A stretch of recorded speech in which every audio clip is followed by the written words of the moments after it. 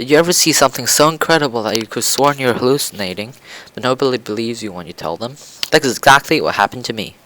My name's Simon, and I've seen the most incredible sea monster you'd ever imagine. Back up, shall we? Last year I went to an island in southern China seas for a beach holiday, and I may or may not have just made it on the front page of China's daily news with the glorious title, Random 14-year-old kid running from a sea dragon that popped out of the ocean. Wake up, Simon. My older sister Alyssa chided as it tried to rub the sleep out of my eyes. You always wake up so late. We're ready, Dad told me. I sat up sheepishly and glanced out the window. The sun shined on the pure white sand. The waves of the deep blue ocean lapped at the beach. The weather's perfect, I exclaimed. Let's go. I burst out the door to find the cool ocean water at my heels. My sister ran and dived into the sea, followed closely by me. We spent that morning admiring the variety of elegant corals, enjoying the fish swimming past our arms, relaxing in the warm sand and bathing in sunlight. Ready for lunch? My dad asked.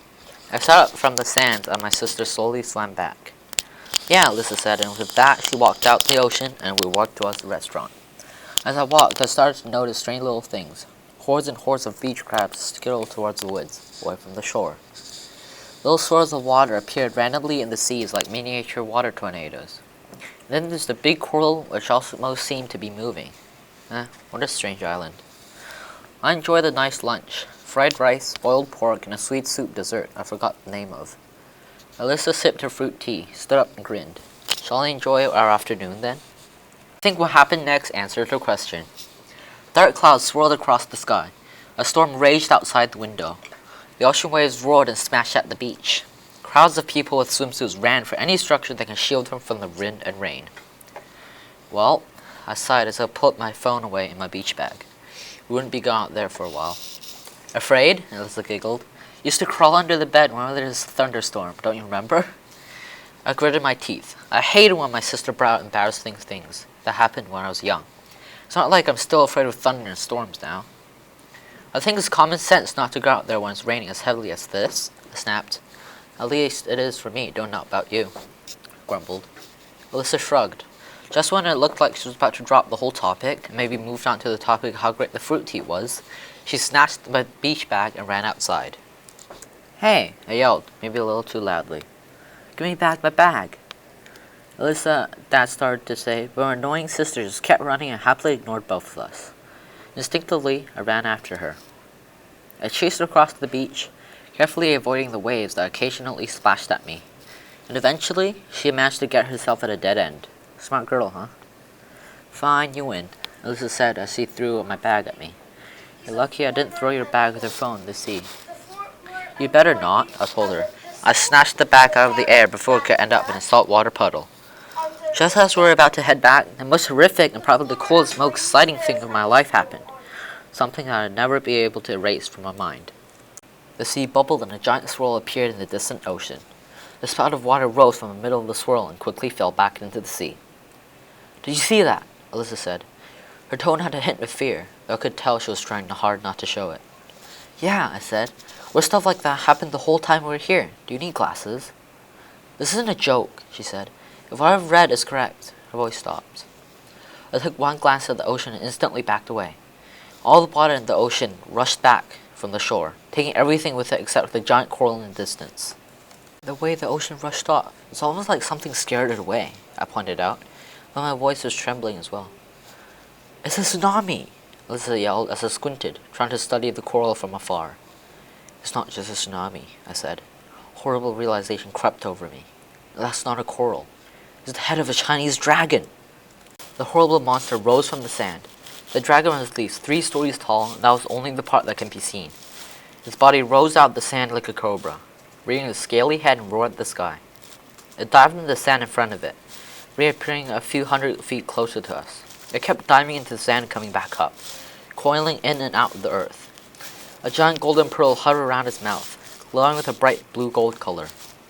It's chasing after us, Alyssa yelled over the wind. Thunder crackled above, almost as if the dragon summoned lightning for his grand entrance. Thanks, Miss Brilliant. Now how do we stop it? I yelled back. Do we have fireworks or anything red? Well, I'm not a bookworm like my sister, but I have read some Chinese mythology. One of the classic stories was a monster charging into town on New Year's Eve, and is afraid of loud noises and the color red for some reason. This isn't Yan, Alyssa told me, though her voice can barely be heard over the wind. This isn't possible, but if it's any Chinese mythical creature, it would be the water dragon of the east. Legend says that it's a palace under the ocean. I looked back at the dragon, which is now approaching the shore at a shocking speed. For such a big creature, it moves surprisingly fast. Well, I don't suppose we have another choice, so should we— Run! Alyssa yelled. We charged at the buildings, and after we ran a safe distance, I took a glance back. The dragon coiled in and out of the sand, but didn't appear interested in leaving the ocean or the beach, and instead hissed at us and stared at us with his giant yellow eyes. He's afraid of the soil, or he can't leave the ocean, Alyssa said. That might be the most cleverest thing he's ever said, though of course I didn't tell her that. Maybe it was Dad who grounded him, I answered. Alyssa rolled her eyes. Any bright ideas? Maybe, I told her, but it's risky. If it's better than getting eaten by a giant dragon, I'm down for the risk.